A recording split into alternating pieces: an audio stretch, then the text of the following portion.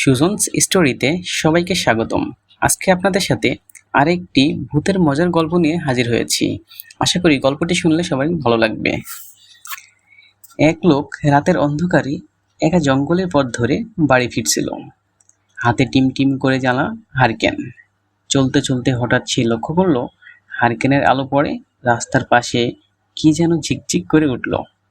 কৌতূহলী হয়ে কৌতূহলী হয়ে লোকটা এগিয়ে গেল সেই দিকে। গিয়ে দেখলো এক তরুণী মেয়ের লাশ পড়ে আছে। সে ভয় পেয়েও ঠিকই দেখলো মেয়েটির ডান হাতের মধ্যম আঙুলে একটি হীরার আংটি জ্বলজ্বল করছে। একটু ইতস্ত করে সে হারকেনটা পাশে নামিয়ে রেখে লাশের আঙুল থেকে আংটিটা খোলার চেষ্টা করলো, কিন্তু আঙুল ফুলে ওঠায় কিছুতেই ওটা খুলল না। লোকটা তখন তার পকেট থেকে একটি ছুরি বের করলো। তারপর সেই ছুরি দিয়ে পুচিয়ে লাশের আঙুলটা কেটে ফেললো। ঠিক তখনই রাতের নিস্তব্ধতা ভেঙে কাছাকাছি কোথাও একটা শেয়াল ডেকে উঠল।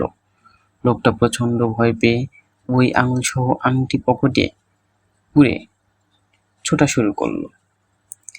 এক ছুটে বাড়িতে এসে কাউকে কিছু না বলে সে ওই রাতেই চুপে চুপে আঙুল থেকে আংটি ছাড়ালো। তারপর আংটিটা লুকিয়ে রেখে আঙুলটা পুঁতে ফেলল মাটিতে। এরপর অনেক দিন, প্রায় 10 বছর কেটে গেছে। ওই আংটিটা বেচে ব্যবসা করে লোকটা। এখন অনেক টাকার মালিক। লোকটা সেই মেয়েটির কথা প্রায় ভুলে গেছে। এক অমাবস্যা রাতে সে তখন বাড়িতে একা, চারিদিক শুনশান নীরবতা। হঠাৎ বাইরে দরজা কড়া নাড়ে উঠল। খট খট খট। সে একটু বিরক্তি নিয়ে গিয়ে দরজা খুলল। দেখলো দরজার সামনে সাদা শাড়ি পরে এক তরুণী দাঁড়িয়ে আছে। মাথায় ঘোমটা দেওয়া থাকলেও তাতে তার রূপটা ঢাকা পড়ছে না এতটুকু।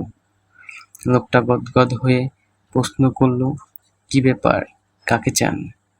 তরুণী কেমন খসখসে গলায় বলল, ভাই, আমি অনেক দূর থেকে এসেছি, যাব আপনাদের পাশের গ্রামে, কিন্তু এত রাতে অন্ধকারে পথ হারিয়ে ফেলেছি।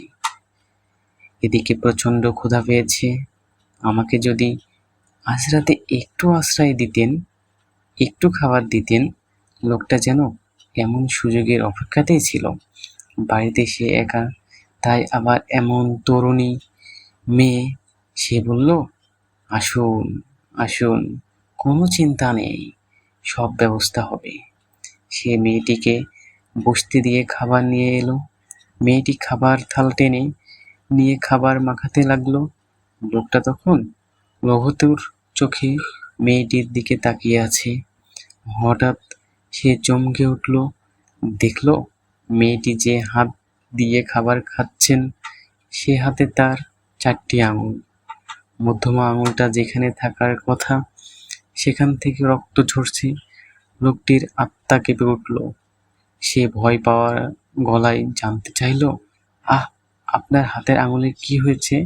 তখনই মেয়েটি সরাসরি লোকটার দিকে তাকিয়ে একটা বিকট হাসি দিল, যা দেখে লোকটা প্রচণ্ড ভয় পেয়ে গেল এবং ভয়ের একটা অদ্ভুত শিহরণী তার মেরুদণ্ড বয়ে নেমে গেল।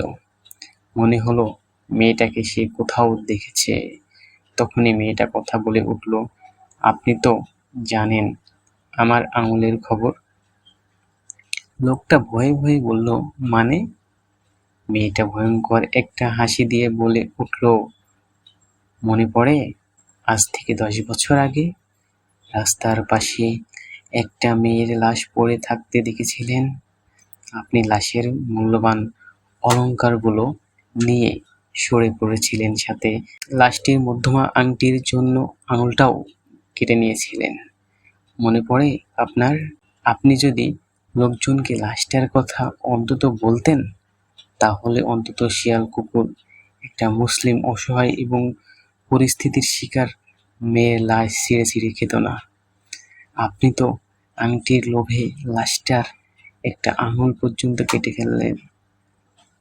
এখন আমায় ওই আঙুলটা দিন।